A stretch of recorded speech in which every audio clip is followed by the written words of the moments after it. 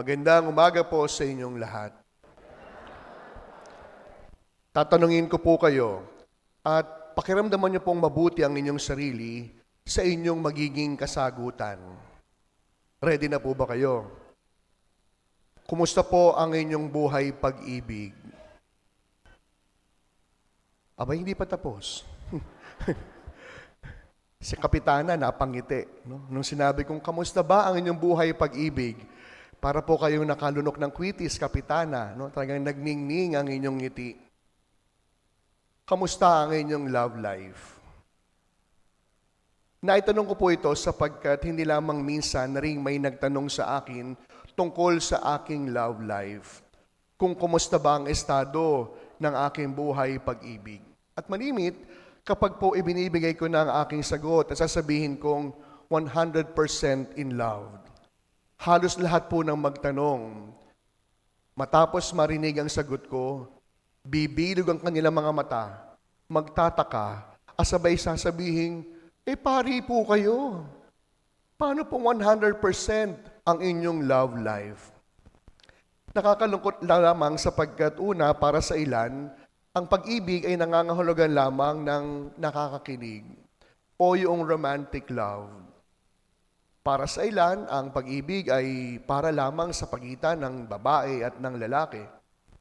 O kaya para sa ilan, walang karapatang makaramdam ng pag-ibig ang mga kagaya naming pari. Sapagkat para sa kanila, hindi kami dapat 100% love life. Pero kung tutuusin, pag-ibig po yung dahilan bakit kami nanatiling pari. Pag-ibig ang siyang nagdahing dahilan kung bakit pinili namin pumasok ng seminaryo at magbigay ng aming mga sarili.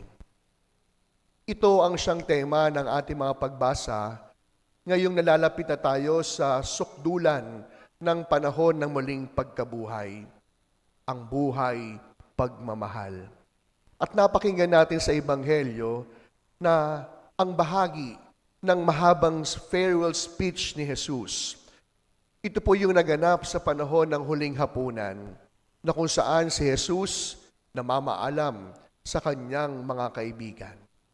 At sa kanyang pag-alis, dalawang bagay ang ibig niyang siguraduhin at ibigay na habilin para sa kanyang mga alagad. Ano ito?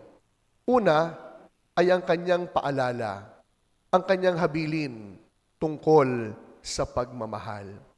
Sabi ni Jesus, kung iniibig ninyo ako, tutuparin ninyo ang aking sinasabi. Kung ating titingnan, pag-ibig ang siyang pinakasentro ng lahat ng turo at ginawa ni Jesus. Pag-ibig ang siyang tanging dahilan kung bakit ginagawa niya ang lahat-lahat. Dahil buong buhay ni Jesus, pag-ibig ang naging pamantayan na kanyang bawat ipinapahayag.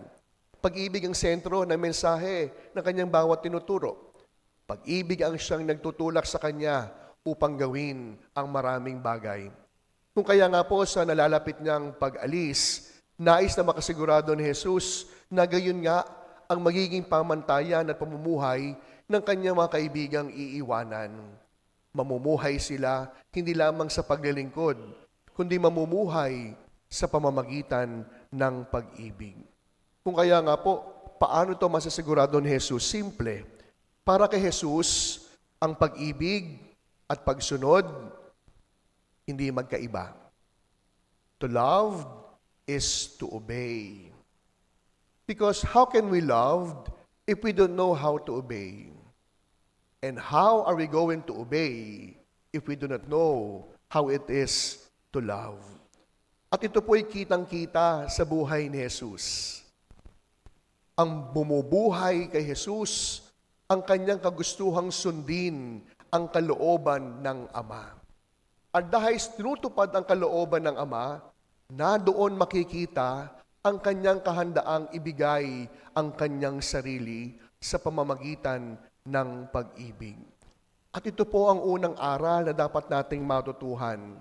Mga anak na naririto, tayong mga anak, imposibleng sabihin natin, mahal natin yung ating mga magulang, pero ang tigas-tigas naman ang ating ulo.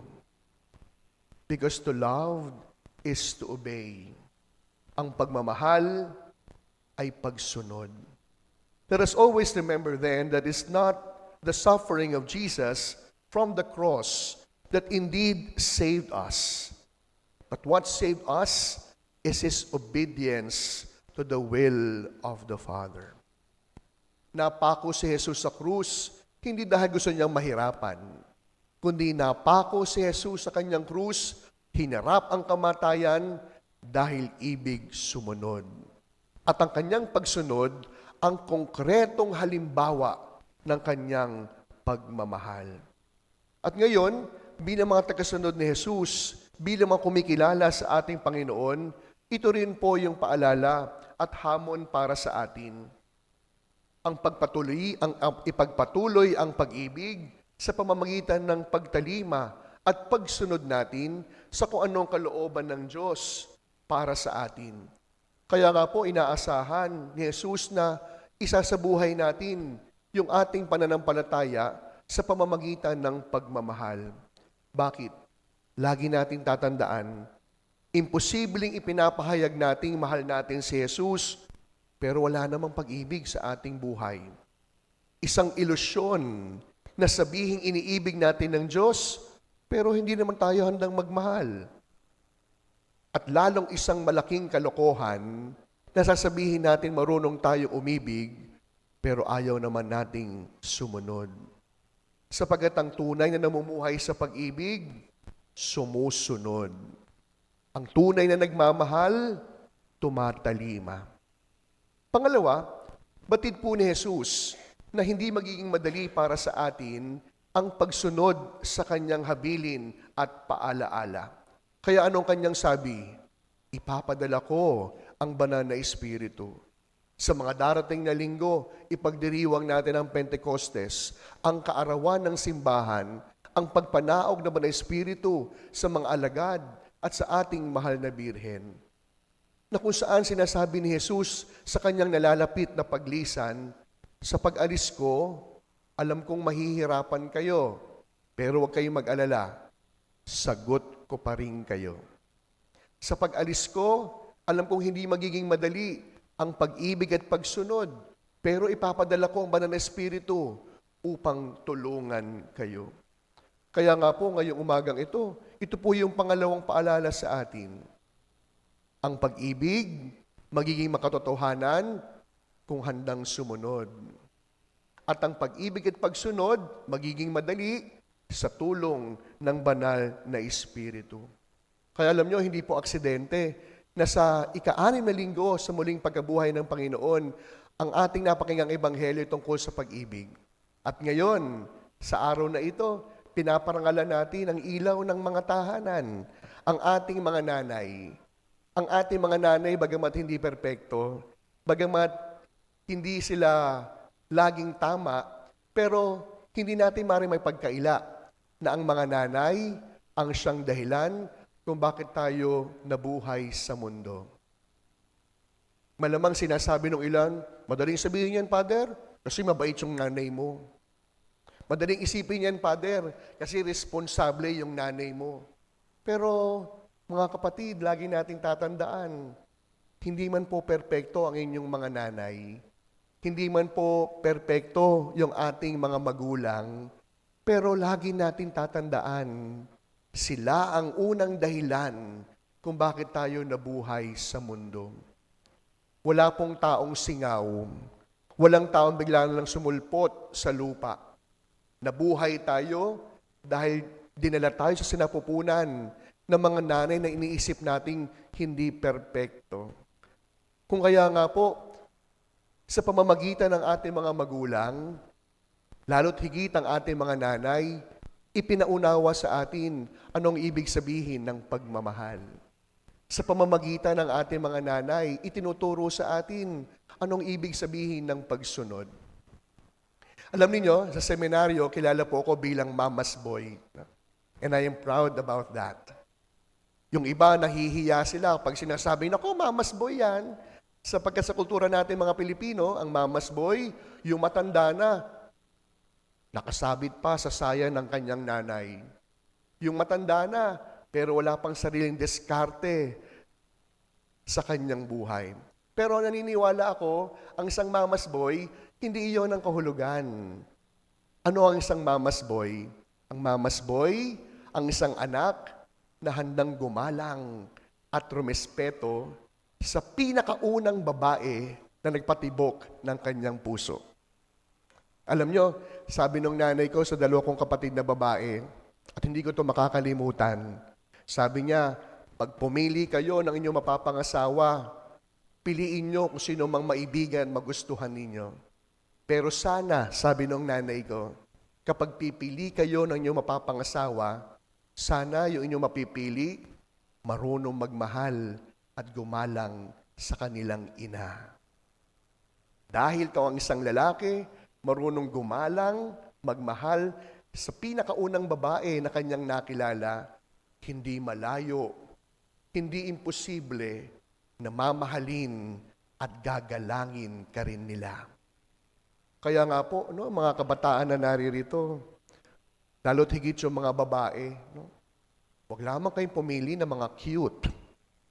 Huwag lamang kayong kiligin sa mga mapoporma. Lagi niyong isipin, ito bang lalaking sasagutin ko? Pero may respeto sa kanyang nanay. Ito bang lalaking sasamahan ko? Handa niyang galangin yung kanyang nanay. Ang mga nanay natin, hindi ba, no mga bata tayo, sila yung nilalapitan natin kapag tayo'y nadadapa. Sila yung pinupuntahan natin kapag tayo'y nasasaktan. At ang mga unang salita na ating natutuhan, hindi naman aray ko, hindi naman po at opo, kundi ang mga unang salita ang ating natutuhan, nanay ko po, mama. Sa tuwing tayo nahihirapan, sa panahong tayo'y sugatan, sa panahong ibig nating magpahinga, mama ang sambit ng ating mga labi at kalooban. Kaya nga po siguro, hindi po rin aksidente na ang tawag sa bahay, tahanan. Sapagat sa bahay, sa tahanan, doon matatagpuan ang salitang tahana. Na kapag pagod na tayo bilang mga anak sa pagpapatuloy sa buhay, umuuwi ng bahay upang tumahan sa piling ni ina. Kaya kaninang umaga, nag-post ako sa aking Facebook. Pagkatapos kong batiin yung nanay ko, binati ko naman si Inang Peña, ang ating reyna at ina. Dito sa Peña, Francia, meron tayong nanay na hindi lamang pwede nating takbuhan, hindi lamang pwede dapat nating sinusumbungan, isang nanay na laging magtuturo at magpapaalala kung anong kahulugan ng pagmamahal. Kaya sa pagpapatuloy ng ating pagdiriwang, muli ko po kayong tatanungin, kamusta ang estado ng inyong buhay pag-ibig? Kaya sana, yung mga walang love life, dahil wala namang ka-I love you-han, sana 100% pa din, sapagat ang pag-ibig, hindi lamang yung nakakakilig. Ang pag-ibig, maging 100%, kung handa tayong sumunod, tumalima, dahil tayo ay umiibig. At pangalawa, ipagdasal po natin ang mga ilaw ng tahanan. Lalo't higit yung mga tahanang pundido na ang ilaw sapagkat ang nanay pumanaw. Nawa sa pagpapatuloy ng kanilang buhay, patuloy nilang maramdaman ang pagkalinga ng kanilang mga nanay sapagkat ang ating mga nanay ang pinakakongkretong larawan ng pag-ibig at pagtalima ni Jesus na ibinibigay upang ating maging halimbawa.